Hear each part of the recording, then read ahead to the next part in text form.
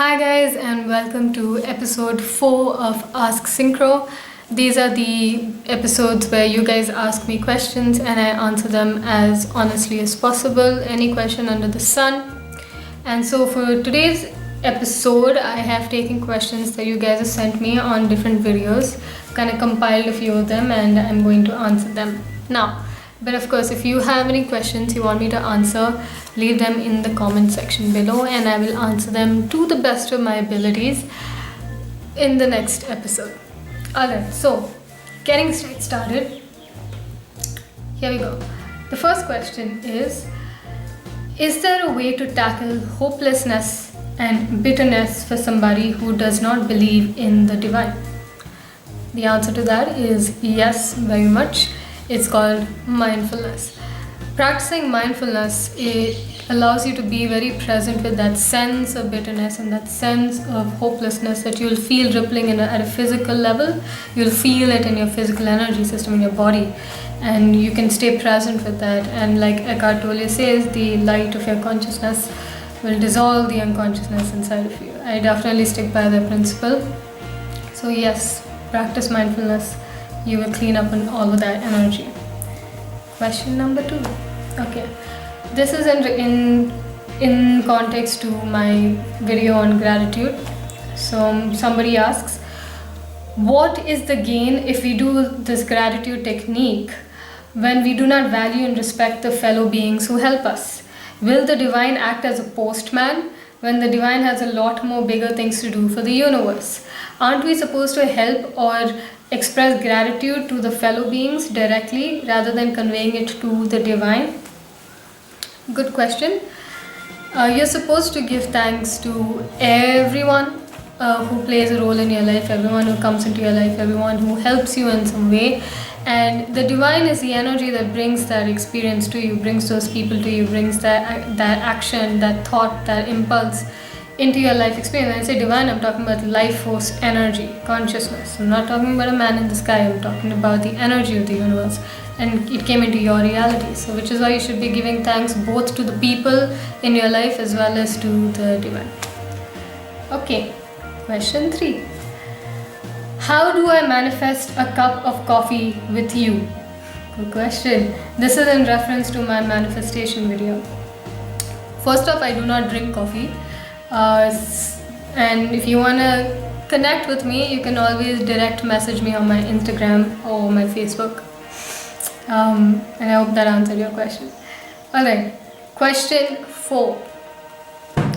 Is self-trust related to self-esteem? First off, everything is related, everything is connected. When you have a very strong sense of self, not just mentally, not just as a really positive sense of self, ideas of yourself in your mind, but also when you are very grounded and rooted in your own personal energy, in your own consciousness, in your own body, when you're very much here in the now and you're solidly grounded, your self-esteem, your self-concept, your self-image,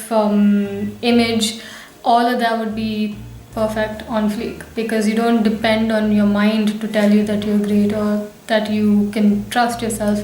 You have a very direct knowing from a more deeper grounded space that's not rooted in your mind but rooted in your consciousness. Okay, so yes, self-trust is related to self-esteem.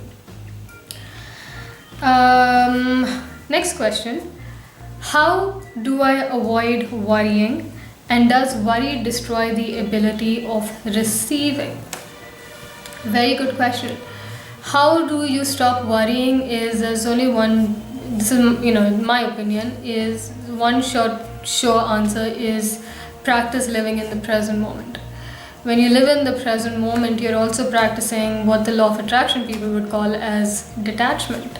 And detachment is at the core of receiving. What I mean by that is, when you ask, does worry destroy my ability to receive? I wouldn't say it destroys your ability to receive, but I would say that when you worry, your mind is putting out so many waves of thought and there's so much going on that it may delay the process of that energy coming in. But when you're clean, when you're in a state of presence, you receive more easily because you're not rippling out more thoughts out into the universe. You're kind of staying open and you're open to receiving.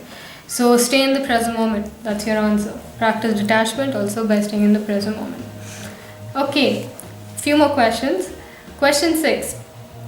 This is in reference to my rice experiment video, in which I had projected the energy of love and hate on two containers that had rice in it, and they reacted completely different. And I had done the experiment for 10 days, and all conditions were same, but the rice responded very differently to love and responded very differently to hate. So this person asks, does the projection of love or hate have more effect on the projector or the recipient of these emotions? I would guess equal effect on both of us, both me as well as the rice, because if I continue to stay in a state of hate and I kept spewing out hate, I'm sure I would suffer equally or a lot. Same with if I was in a state of love all the time and spewing out love, I would be very, very, very influenced or affected by the energy of love personally, as well as the person who's receiving it. And if you look at the whole concept of oneness, that you and me are the same consciousness, I think all of us would be affected equally. Second last question, which is the 7th question. I like this question. Do you speak from a book, or are the words you use true to who you are? Because I feel like you're selling the idea more than believing in it. Now, I can completely understand why you may feel that I was selling the idea, because I am trying to get you guys to practice these things. This is I'm sure it's in the context of my video on non-resistance, the principle of non-resistance, the video on ending all suffering. A lot of my videos are very intellectual, very conceptual, but everything comes from experience.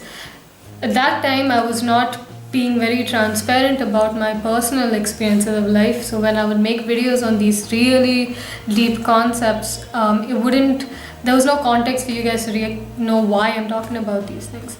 So for those of you who know me personally, you know that I went through a long period of panic and anxiety disorders, and mindfulness is the thing that brought me out of it. Living in that state of non-resistance and acceptance is what brought me out of it. And trust me, I tried all kinds of things. So it's highly true to who I am. It's highly true to my path. It's something that is a lifesaver for me, which is why I teach this, and which is why I coach many of you who come onto my coaching program how to master this whole process of mindfulness. So I do speak. It is true to who I am. Okay, final question. What do you do for work, and what event triggered you to start talking like this? What do I do for work is I run a brand called Synchro Shakti, and under that I coach you guys, and I do workshops and trainings and seminars. I am also a performing musician and singer-songwriter, and I teach music and I write articles, and I do like about 9 different jobs under my profile of being an entrepreneur. But what triggered me to start talking like this is, well, I'm 25 years old, but as far as I can remember, I've always been like this. I've always thought about metaphysics and about weird things. I was always a weird person. I loved mystery. I was always like this, even as a kid. So I was always weird. And because I was weird, I bumped into a lot of social issues in terms of like getting along with people. And I had a lot of issues with people growing up, especially with kids my class and teachers and that kind of pushed me into a sink or swim situation, because we're social beings and I was very asocial. It pushed me into a sink or swim situation for me to get into personal development and self-help and spirituality at a very young age. So that is maybe one of the triggers, I'm guessing. But ask my family. I've always been this way. And I think that is it. Those are the questions. Again, if you guys have any questions for me that you want me to answer, I would love to answer them for you, and don't worry about any. Okay, so if there's a question that you ask that I'm uncomfortable answering, I will tell you guys, but I am open to answering whatever questions you may have. I will not take your name. I will just answer the question. So if you have a question, write it in the comment section and tune in for the next Ask Synchro episode where I will answer them. So thank you so much for watching. I love you all and bless and have a great week.